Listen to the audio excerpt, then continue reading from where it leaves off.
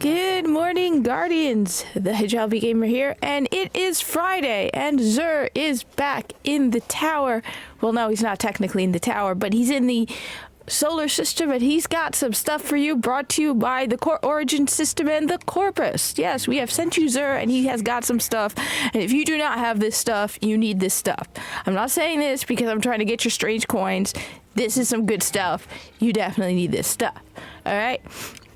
It's been a busy week, but we're here. Anyway, as you can see, we are in the reef. This is original Destiny.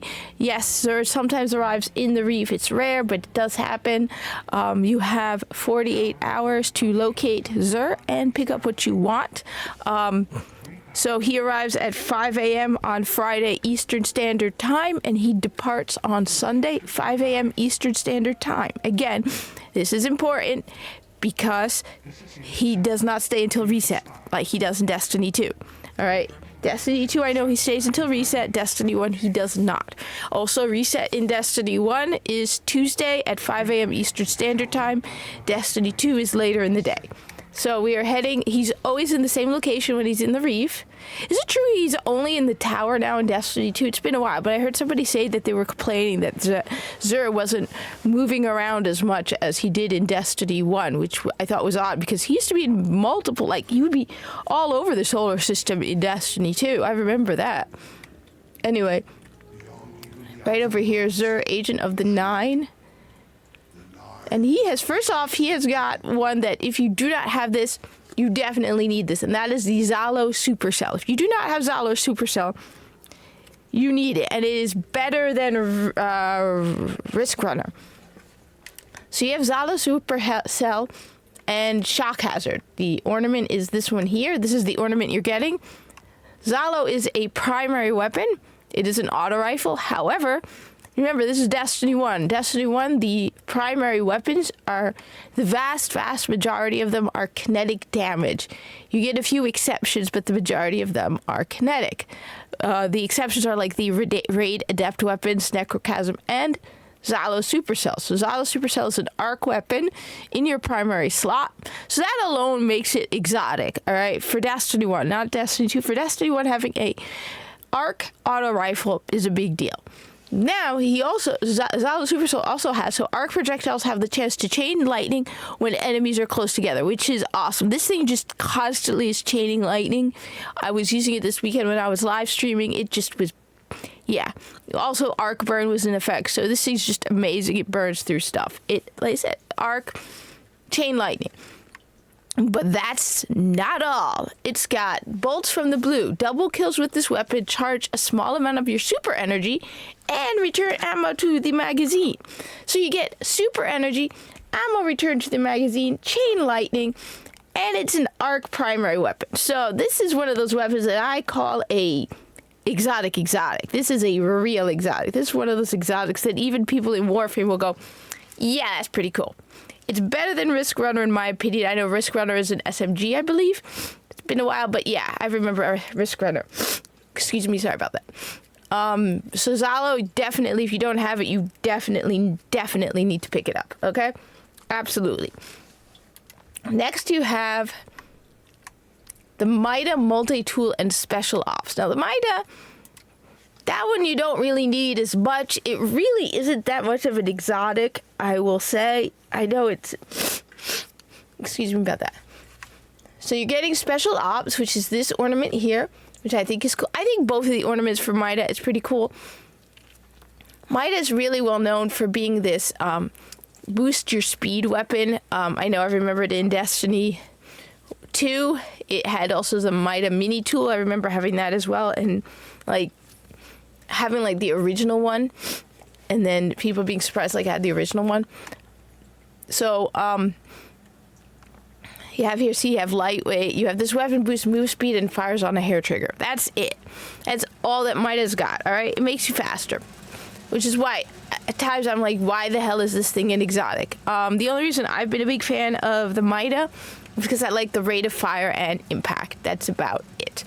Some of these scout rifles, because the Mida is a scout rifle, have a ridiculously slow rate of fire and a heavy impact, or vice versa. This one is as you can see right over here, just basically down the center.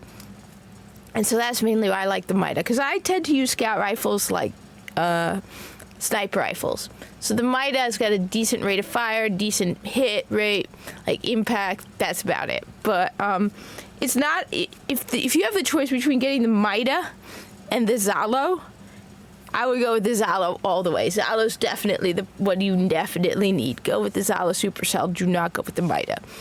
On the other hand, if you could get both, just get both, because unlocks blueprints, grimoire score, all that. Next, we have the Nemesis Star, which is a machine gun. I don't know. I feel underwhelmed by a lot of the exotic heavy weapons. I think because I have some pretty good legendary heavy weapons, so for me, these kind of feel kind of let downy at times. So you have Nemesis Star has extinction cycle. On trigger pull, this weapon's initial burst has a higher rate of fire. So basically just shoots faster. And when holding down the trigger, a range and this is the machine gun that's like a Suros regime. When holding down the trigger, range and accuracy increase as rate of fire decreases. Kills grant bonus grenade energy. So basically it's like Suros regime in machine gun form. So, the longer you shoot, the range and accuracy increases as the rate of fire decreases. Like I said, there are exotics that make you wonder, why the hell is this an exotic? For some reason, I feel like at one point, I can't remember, there were no machine guns. Was it in Destiny 1 or Destiny 2? Where there were no machine guns, and then I think, what's her name? The woman who refers to herself in third person. Old Eva. Old Eva brought, I think it was a machine gun she brought, and it was a big deal. I can't remember what it was called. It was for some holiday event, and it was like the first machine gun. Or like there were very few machine guns in Destiny or Destiny 2. I can't remember the details. I just remember people going nuts over machine guns.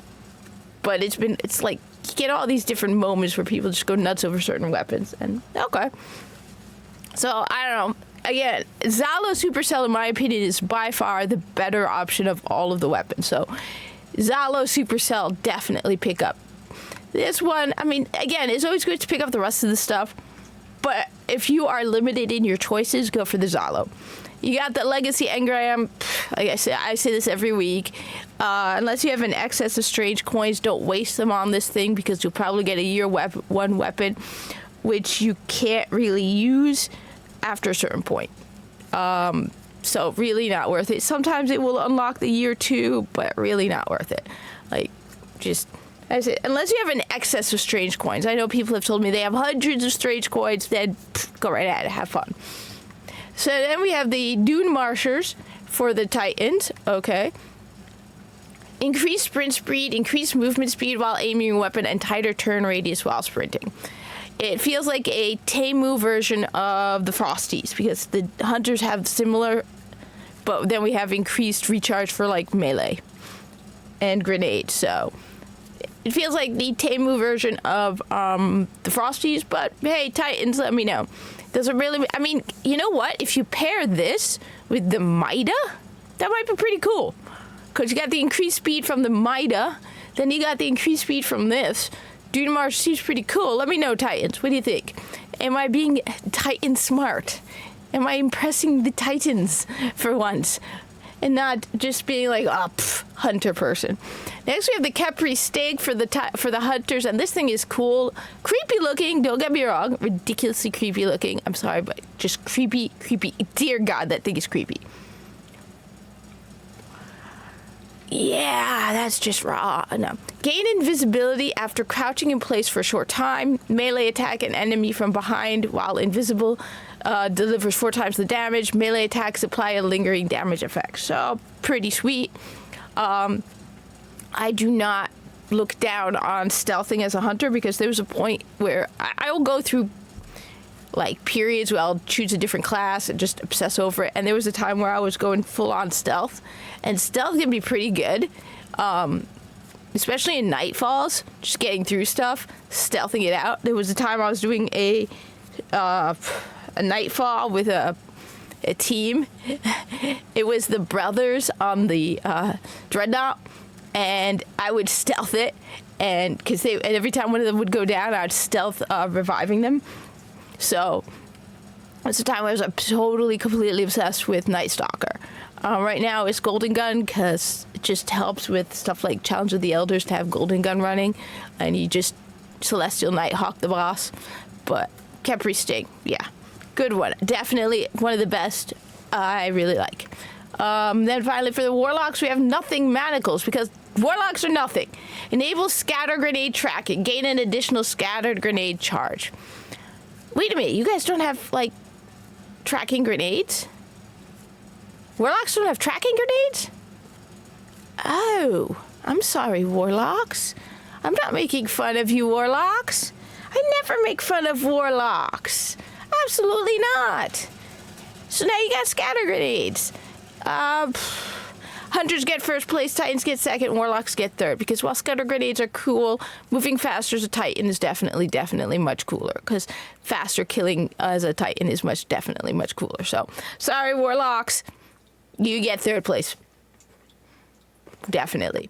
Anyway, yeah. Then the same usual stuff that we've got. What was I going to show off? Oh, yeah, I was going to show off the Challenge of the Elders card. So, Challenge of the Elders card has melee kill bonus, which, by the way, just for all you hunters out there, here's a little trick before I head out.